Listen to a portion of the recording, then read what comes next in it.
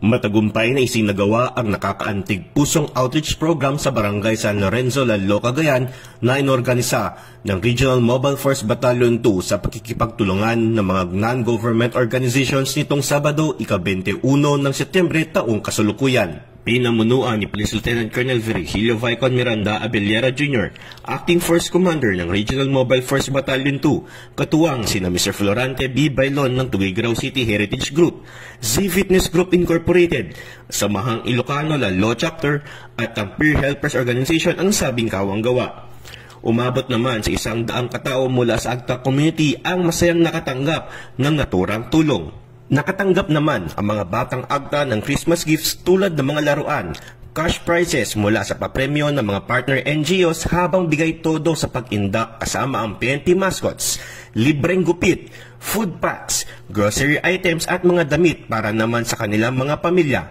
Laking pasalamat naman ng mga ito dahil sa tulong na ipinabot ng mga kapulisan ng Rion 2 kasama ang mga non-government organizations.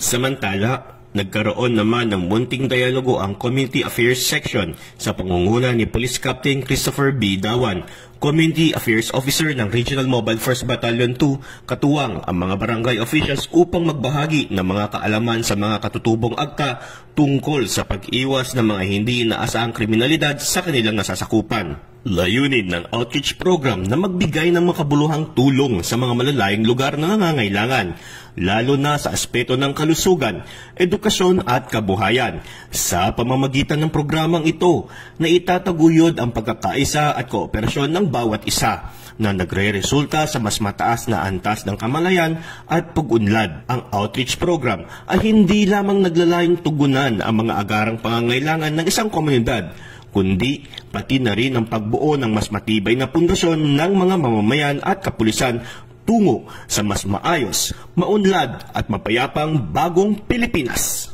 Mula dito sa tahanan ng Northeastern Warriors, ako si Patrolman Christian Paul Birong Lopez, alagad ng batas, tagataguyod ng Balitang Pulis.